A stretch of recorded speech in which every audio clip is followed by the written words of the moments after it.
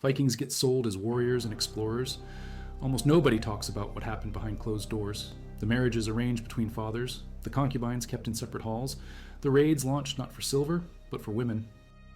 Polygyny practiced by kings, while farmers scraped together bride prices they could never afford.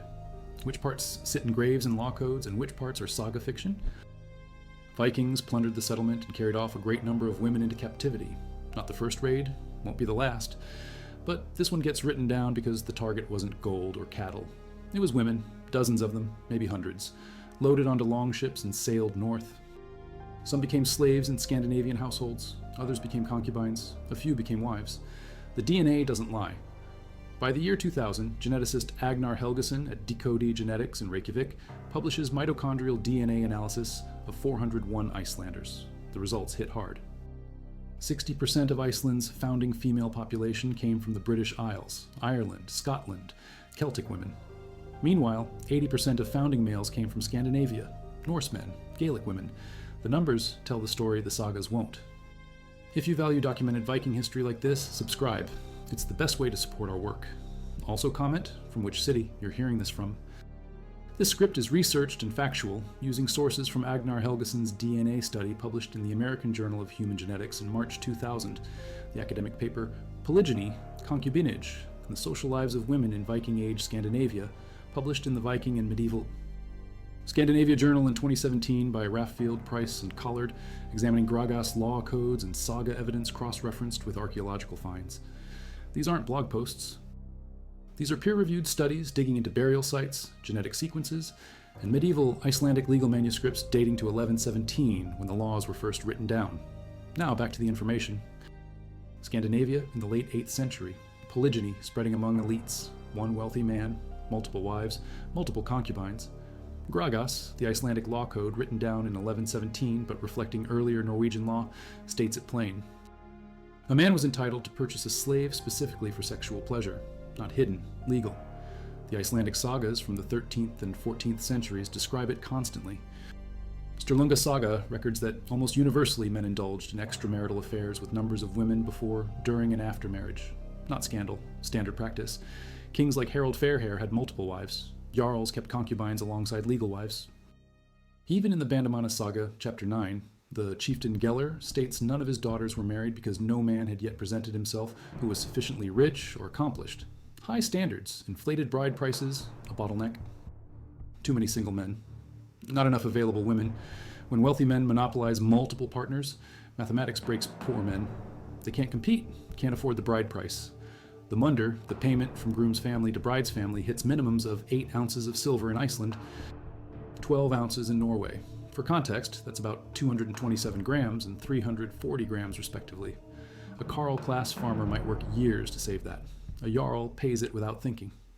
Polygyny creates what evolutionary anthropologists call a male-biased operational sex ratio. More men ready to mate than women available. Historical sources confirm it. Medieval German chronicles mention it. Ahmad ibn Fadlan, the Arab envoy who traveled to the Volga Rus in 921 to 922, describes it in his Risala account. He writes that Rus leaders kept slave girls to wait on them, and additional slave girls who served as concubines. 400 warriors sat in the king's hall. Each had a slave girl to serve him. Each had another girl as his concubine. The king himself kept 40 girls destined for his bed seated near him. Ibn Fadlan records the king proceeding to have sex with one of them in the presence of his followers. Casual? Public? Normalized. The consequences hit hard. Unmarried men with no access to the marriage market turned to risky behavior. Status elevation through violence. Wealth acquisition through raiding. The hypothesis dates back nearly 1,000 years. Dudo of St. Quentin, in his History of the Normans written in the early 11th century, suggests this exact explanation. Modern research in 2016 by Raffield and colleagues in the journal Evolution and Human Behavior revives it with evolutionary theory and archaeological evidence. Young men raid to gain wealth, gain status, secure brides and concubines. The Viking Age from 750 to 1050 becomes a labor market correction written in blood and captives. The same annals in 921 record 3,000 people captured in a single attack. Ibn Hawqal, Arab geographer, describes a Viking slave trade in 977. Not isolated incidents, a pattern. Vikings targeted women and children specifically in multiple documented raids. 844 in Seville, Spain. 821 in Itar, Ireland. 837 in Walcheren, Frisia. The Annals of Fulda in 873 record a Viking leader in Ostergau, Frisia, threatening to take captive all the women and children unless tribute was paid. Demographic targeting. Market demand. Some historians argue this reflects the needs of Viking groups and the broader demands of regional slave markets. Women had specific value: textile production, household management, sexual availability, childbearing. By 2018, researchers at Decode Genetics, including Suna Ebenezer's daughter, analyzed genomes from 25 ancient Icelandic skeletons found in burial sites across the island. The settlers showed a roughly 50-50 split of Norse and Gaelic ancestry, DNA extracted from teeth. Damage patterns verified as genuine ancient DNA. Compare that to modern Icelanders. Today, the average Icelander draws 70% of their genetic code from Norse ancestry. Over 1,100 years, the Gaelic contribution diminished. Genetic drift. Population bottlenecks from famines and epidemics. Or possibly another explanation. Kari Stephenson at Decode suggests ancient Icelanders with more Norse ancestry held a slight reproductive advantage over those with Gaelic ancestry. Many of the Gaelic women arrived as slaves. Their descendants may have faced social disadvantages that affected reproductive success across generations. The numbers shift slowly but definitively toward Norse dominance. Laxdæla Saga. Chapter 12 tells the story of Melkorka, an Irish princess, purchased as a concubine by a man named Höskuldr. She refuses to speak, acts mute, bears Höskuldr a son named Olafur. One day the boy is 3 years old. Höskuldr discovers Melkorka speaking perfect Irish to the child. She reveals her true identity, daughter of Murkjarten, an Irish king, captured in a raid, enslaved, brought to Iceland. Olafur later travels to Ireland in the saga, meets his grandfather Murkjarten, shows him a gold ring Melkorka had given him that originally came from her father. Murkjarten recognizes his daughter's fate, offers to make Olafur his heir. Olafur declines, fearing Murkjarten's legitimate sons, returns to Iceland. The saga presents this as dramatic family reunion. The reality underneath is documented practice: highborn women captured in raids, reduced to concubine status, their children caught between two worlds. Gragas and other medieval Scandinavian law codes prescribe penalties for multiple partner relationships, but their existence proves the practices were prevalent enough to require regulation. Other evidence suggests some concubines held more influential positions. They managed households, controlled farmsteads. The sagas mention concubines who wielded significant power despite their technically inferior legal status. The frilla, the Old Norse word for concubine, appears constantly in saga literature. Jenny Oshens, scholar of medieval Iceland, notes that one historian wrote, "It is scarcely possible for anyone who reads the Sturlunga and Bishops' sagas not to notice that concubinage was the national custom in Iceland during the Free State period, not marginal, mainstream." The church tried to stop it. When Christianity arrived in Iceland around the year 1000, reforms aimed to institutionalize monogamous marriage and suppress both polygyny and concubinage. But the early Christian laws prohibiting these practices imply they were prevalent in pre-Christian society and continued long after conversion. The Sturlunga saga covers the 12th and 13th centuries. Concubinage still appears throughout. Harald Sigurdarson, Hardradi, king of Norway from 1046 to 1066, was married polygamously according to contemporary sagas. Even Harald Fairhair earlier in the saga tradition loved Snufrid Svösedóttir, a Sami woman, so passionately that he neglected his kingdom. When she died, he sat watching her body for 3 years, believing she would reawaken. The sagas romanticize these relationships, but underneath the poetry sits a social structure where elite men accumulated women like they accumulated wealth and land. Those followed strict procedures. A Viking marriage wasn't about love, it was a contract between families, an alliance. The groom's family identified a suitable bride, usually from the Jarl landholding class or Jarl nobility. They traveled to the bride's family bearing gifts, made their case. If the bride's father approved, negotiations began. 3 payments structured the deal: the munder, bride price from groom's family to bride's father, compensation for losing her labor, proof the groom was worthy.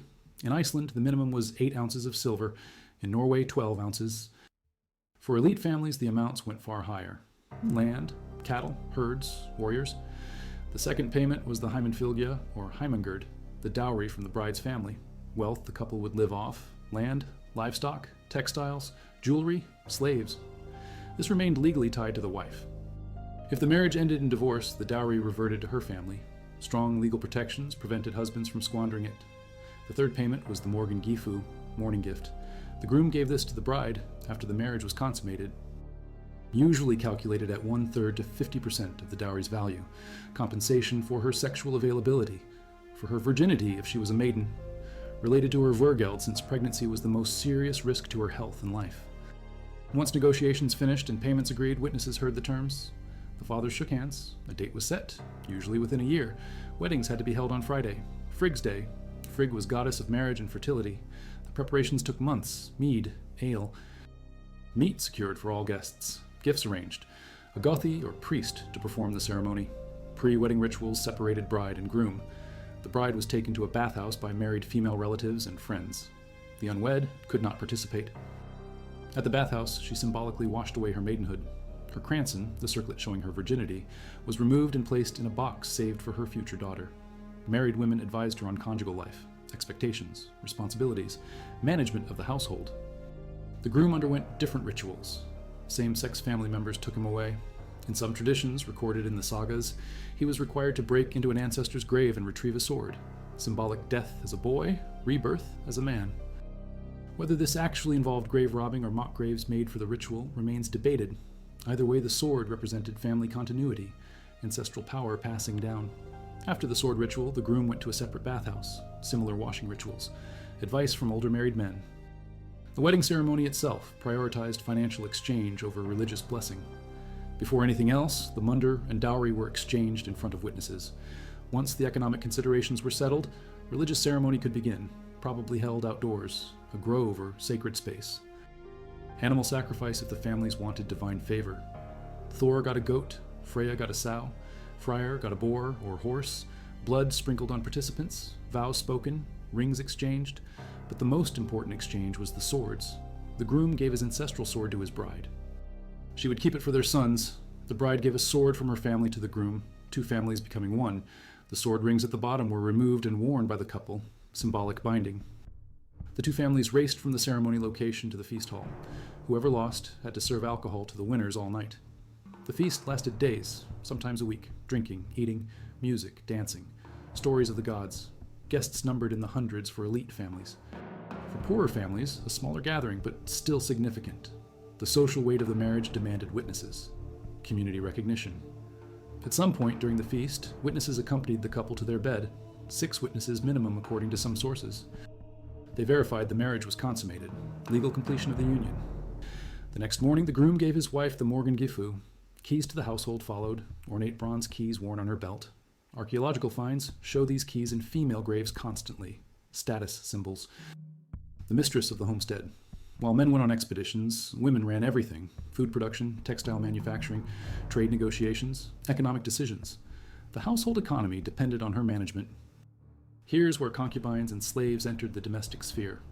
A wealthy man might have a legal wife and one or more concubines. The concubines were usually lower class, slaves purchased for sexual purposes per gragas, or captured women from raids per the archaeological and genetic evidence. The legal wife tolerated concubines because they posed no threat to her position. They couldn't marry the man due to class difference. They had no claim to inheritance. Their children were illegitimate unless specifically acknowledged. The sagas show concubines living in the same household or in separate buildings on the same estate.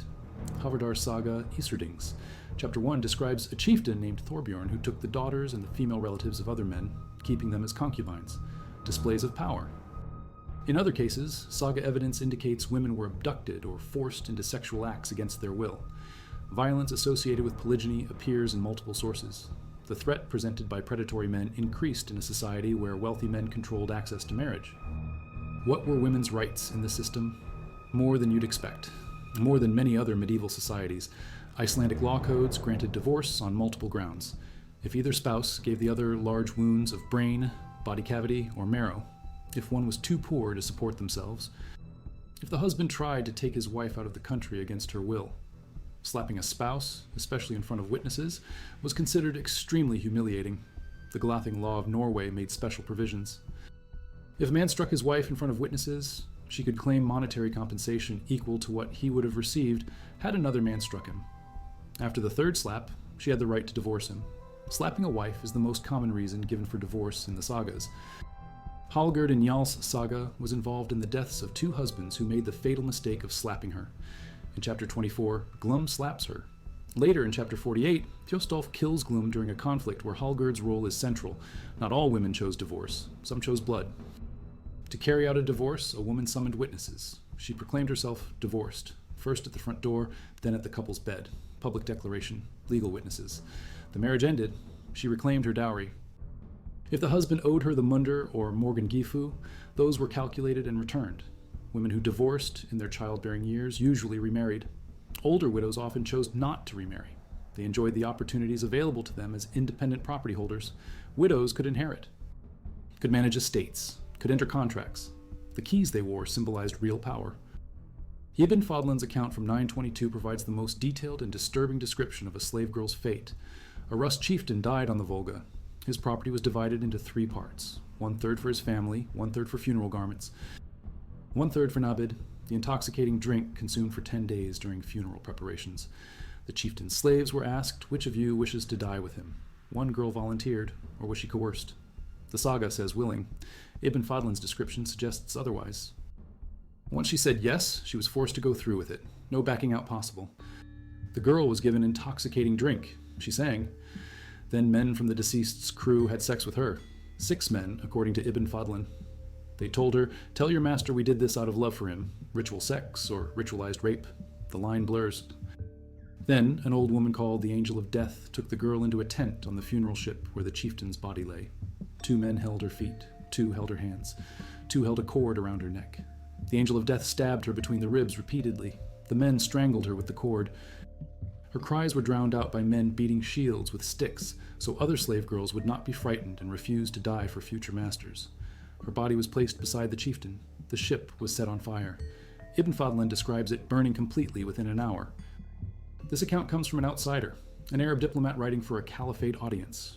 Bias exists, exaggeration possible. But the core elements match archaeological evidence. Burial mounds in Scandinavia show multiple bodies, women buried with higher status men. Whether they died naturally and were honored in death, or were killed as sacrifice remains debated. But Ibn Fadlan's level of detail suggests he witnessed something close to what he described. The Risala account was written within a year of the event in 922. Recent enough that memory held, his interpreter translated conversations. He asked questions. He recorded what he saw, even when it horrified him. This is the reality of what being a slave or concubine could mean in the worst circumstances. Death at another person's will. Not every concubine faced this fate. Some gained influence. The saga evidence shows concubines rising in status, managing estates, gaining favor. Their children could be legitimized if the father acknowledged them. Olafur in Laxdæla saga, son of the enslaved Irish princess Melkorka, became a wealthy and powerful figure. His mother's royal blood gave him claim to Irish kingship, even though he was born to a concubine. His story shows social mobility was possible, but it depended entirely on the father's will. Without acknowledgement, illegitimate children had no claim. Small population.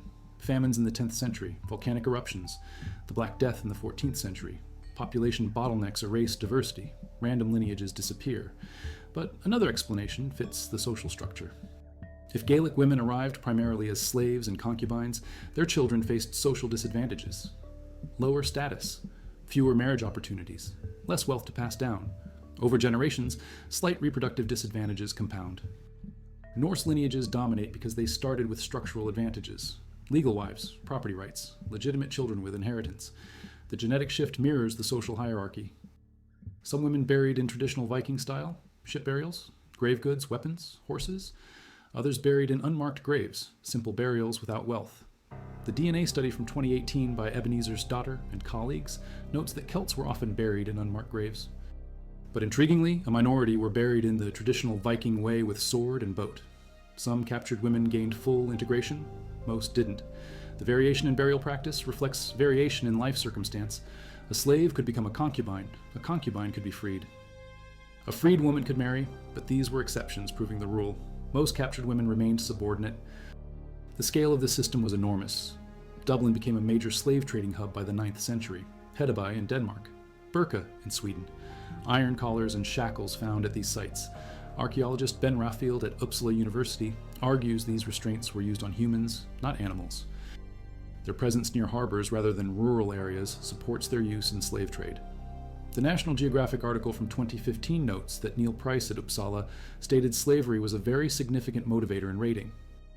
The pressing need for labor to build ships, produce textiles for sales, and work the land drove the expansion. One raid could net hundreds of captives, a profitable enterprise. The Byzantine source De Administrando Imperio from the 10th century describes Rus merchants transporting captives by boat along the Dnieper River, long-distance trafficking, eastern trade routes from Scandinavia through Russia to the Byzantine Empire and Islamic caliphates. Western routes from Scandinavia to Ireland and then on to Mediterranean markets. Women and children moved through multiple hands, captured in Ireland, sold in Dublin, transported to Iceland or Norway or Sweden, some kept, some resold. A few ended up in Rus territory or even farther east. By 980, the southern Ui Neil King Mael Sechnal stormed Dublin and released all Irish slaves from captivity according to Irish chronicles. A political move, a rallying point for a king seeking supremacy across Ireland, also economic warfare, imposing disadvantage on defeated enemies by freeing their labor force. But the practice continued. Vikings remained active slave traders into the 11th century. Only gradual Christianization reduced the trade. By the 11th century, those quintessential pagans had converted. Christianity opposed slavery among Christians, though not universally. The trade became less profitable as source populations Christianized, fewer raids, fewer captives. The economic model shifted toward settled agriculture and trade rather than raiding. Early Viking Age, 800 to 900. Polygyny, common among elites. Concubinage, widespread. Raids for women frequent. Mid-Viking Age, 900 to 1000. Christianity spreading. Legal reforms beginning. Concubinage, still prevalent, but increasingly restricted by Christian law codes. Late Viking Age, 1000 to 1050. Monogamy becoming the legal norm. Polygyny, suppressed. Concubinage declining but still practiced. The Sturlunga saga, covering 1200 to 1300 shows, it continued long after Christianity was established. Social practice lagged behind legal reform.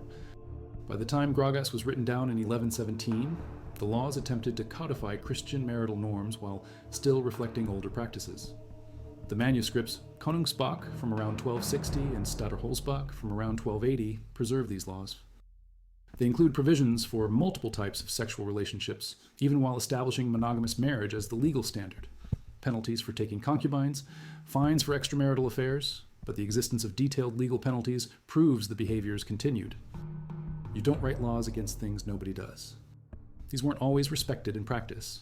The sagas show forced marriages, women coerced by male relatives. But the legal framework existed. Women could and did demand their rights. Aud Vesteinsdottir in Gisla Saga stands out. Her husband Gisli was outlawed, hunted by bounty hunters. Aud protected him for 13 years.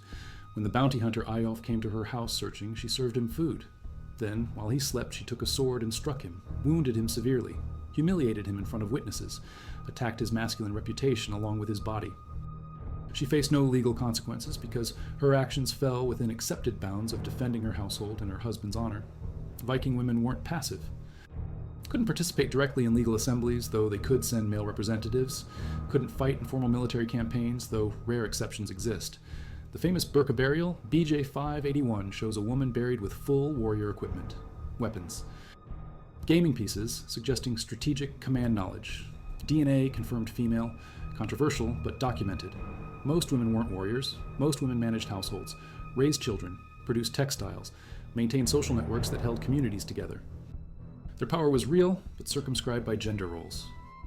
The Icelandic Book of Settlements tells of Irish slaves revolting in the early days of colonization. All killed. Escape attempts rarely succeeded. A few made it. The life of St. Findan describes an Irish bishop held on Dalkey Island in 940 who died trying to escape.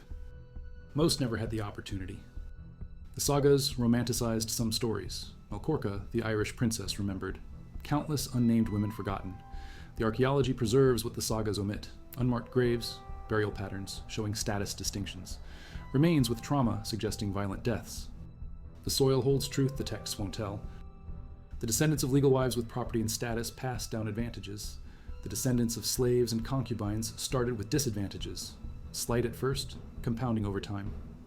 By 2018, when Ebenezersdottir published the Ancient Genome Study in Science, the pattern was clear. The Gaelic contribution diminished not because those women had fewer children in the short term, but because their lineages faced structural disadvantages across generations. Some integrated fully, most didn't. The genetic makeup of Iceland today reflects the social hierarchy of the Viking Age. What does this tell us about Viking society? Marriage was strategic, economic, political, built on alliances between families with wealth and land at stake. Love was rare, though not absent. The sagas preserve love stories. Harold Fairhair and Snufrid. Njal and Bergthora in Njal's saga, who chose to die together in their burning hall rather than accept offers of mercy from attackers. But these were exceptions worth recording precisely because they were unusual. Most marriages served practical purposes, ending feuds per Jenny Yawkins' analysis, creating support networks, consolidating wealth, producing legitimate heirs. Women were valued for childbearing, household management, the networks they maintained, not for romantic love. Accumulating women demonstrated status like accumulating wealth. More wives meant more alliances. More children meant more potential heirs and marriage connections for the next generation. More concubines meant more labor, both domestic and sexual. The system benefited men at the top, disadvantaged men at the bottom, and subordinated all women, though legal wives had significantly more power and protection than concubines or slaves. To capture women directly, to secure their place in the marriage market through violence because they couldn't compete economically. The expansion from Scandinavia across Europe was partly a marriage market correction. Too many men, not enough women. Polygyny among elites creating a bottleneck. Solution? Raid, capture, trade. The Viking Age was partly a demographic crisis resolved through violence. But the thousands of women captured in raids from 800 to 1,000 don't get names, they get numbers. A great number of women from Etar in 821, 3,000 captives in 921, thousands estimated over 2 centuries. Each one was a person, had a family. A life before the raid. All of that erased, reduced to chattel. Genetic material that persists, but identity that disappeared. Mitochondrial DNA compared with over 2,500 other European sequences. The conclusion was clear. Up to 60% of Iceland's founding female population came from the British Isles. The 2000 study was followed by the 2018 study by Ebenezer's daughter and colleagues published in Science. 25 ancient Icelandic skeletons, DNA from teeth, damage patterns verified. These weren't medieval texts written centuries after events with uncertain accuracy. These were genetic sequences extracted from bone. Hard data. The mixing of Norse men and Gaelic women in Iceland was documented at the molecular level. No ambiguity. No executive enforcement mechanism because Iceland had no king from 930 to 1232 during the Commonwealth period. The laws existed to be recited, to be known, to guide thing assemblies where disputes were settled. The law speaker memorized 1/3 of the laws and recited them at each annual Althing. Over his 3-year term, he recited the entire code. Oral tradition, codified. The provisions on marriage, on divorce, on bride price and dowry, on concubinage and sexual offenses, these reflected practice. You don't codify laws about behaviors that don't occur. The detail in Gragas about mundur amounts, Morgan-Gifu calculations, dowry protections, divorce procedures, proves these were live issues requiring legal resolution. The saga literature, written in the 13th and 14th centuries, preserves cultural memory from the 10th and 11th. The sagas claim to record family histories, genealogies, major events. How accurate? Debated constantly by scholars. Some elements clearly fictional, supernatural events. Exaggerated heroics. But the domestic details ring true. Marriage negotiations, bride price amounts, household management, legal disputes, divorce procedures. These match the law codes too closely to be pure fiction. The sagas were written for audiences who lived in that legal system or close to it. Blatant misrepresentation of well-known customs would undermine the saga's authority. The marriage practices described in the sagas align with Gragas, align with the genetic evidence, align with the archaeological record of keys and female graves, burial patterns showing status distinctions, and the economic structure visible in farm layouts and trade goods. Slave market infrastructure, though, no market building survives. Iron collars found, weights and scales for valuation, harbors for ships, streets lined with workshops, wooden houses packed close. By the 9th century, Dublin was one of the most important trading hubs in northern Europe. Silver from Islamic caliphates, amber from the Baltic, walrus, ivory from the Arctic, textiles from England, slaves from Ireland and Scotland, all flowing through Dublin's port. Hedeby in Denmark, similar. Birka in Sweden, similar. These weren't small outposts. These were economic engines. The wealth generated funded elite polygyny, financed raids, enabled the bride prices that kept the system running. Iceland in the year 1000 by assembly vote at the Althing. Sweden held out longer, but Christianized by the 11th century. The church pushed hard against polygyny and concubinage. Marriage became a sacrament, monogamy enforced, divorce restricted. Slowly, the legal framework changed. But social practice lagged. The Íslendingasögur from the 13th century shows concubinage still common in Iceland 200 years after conversion. The gap between law and practice took generations to close. By the time Gragas was written down in 1117, Iceland was officially Christian. But the laws still addressed pagan practices, still included provisions inherited from earlier Norwegian law that reflected pre-Christian social structures. In the sagas that remembered some women by name and erased thousands of others. In the laws that tried to balance property rights and patriarchal control. In the archaeological sites where women's graves hold keys and men's graves hold weapons and mass graves hold the nameless. In the DNA where 60% of Iceland's founding mothers came from the British Isles because Norse men raided for women they couldn't afford to marry at home. In that time, the Scandinavian population expanded across the North Atlantic, Greenland, Iceland, the Faroe Islands, the Orkney and Shetland Islands, down through the British Isles, across Francia into Normandy, east through Russia to the Black Sea and Caspian. The movement was driven by multiple factors: climate, sailing technology, political fragmentation in Scandinavia, trade opportunities. But underlying many expeditions was the demographic pressure created by polygyny. Too many unmarried men, not enough available women. Young men without prospects turning to raiding and trading to gain wealth and status, to secure brides, to take concubines, to participate in a marriage market that excluded them at home. Purchased in slave markets, traded between households. Some adapted, some rose in status, some passed down maternal lineages that persist 1,000 years later in the DNA of their descendants. Most suffered, most disappeared from history. The archaeological evidence preserves fragments. Genetic evidence preserves matrilineals. Legal codes preserve the rules that governed their lives. Sagas preserve a few exceptional stories. But the full picture of what it meant to be a woman in the Viking Age, especially a captured woman, remains incomplete. What survives is enough to understand the system. Elite men accumulated multiple partners. Legal wives held property and protection. Concubines and slaves held neither. Young unmarried men raided to gain access to the marriage market. Thousands of women were captured and transported across northern Europe. Their genes spread. Their names mostly disappeared. The structure that shaped their lives ended slowly as Christianity spread and the demographic crisis eased, but its effects rippled forward through generations. That DNA shift in Iceland from 50-50 to 70-30 Norse over 1,100 years represents more than genetic drift. It represents social selection, structural advantage compounding. The descendants of legal wives with property inheriting better outcomes than the descendants of slaves without rights, the gap widening slowly across 30 or 40 generations until the genetic signature of that ancient hierarchy becomes visible in 21st century sequencing labs. The cold numbers from the American Journal of Human Genetics and Science tell a story the sagas won't. Conquest doesn't end when the ships sail home. It persists in the genomes of the conquered. Excavations at Íslendingasögur site in Iceland uncovered skeletal remains from the 10th century. A woman buried with Norse grave goods, oval brooches typical of Scandinavian dress, but DNA analysis showed Gaelic maternal lineage. A Celtic woman buried as a Viking. Integrated enough to receive proper burial, important enough to be buried with valuable goods. But the DNA revealed her origin, captured or enslaved in the British Isles, brought to Iceland, lived long enough to gain status, died, and was buried with honor. Her skeleton and DNA survive. Her name does not. Children of mixed ancestry, navigating a society that valued Norse lineage over Gaelic. A demographic crisis among Scandinavian men driving raids across Europe. And a genetic legacy that shows in modern Icelanders still carrying the DNA of women who arrived in chains and left descendants who shaped a nation. The cold truth written in bones and genomes and law codes, documented, factual. The Vikings' uncomfortable history of how families were actually made,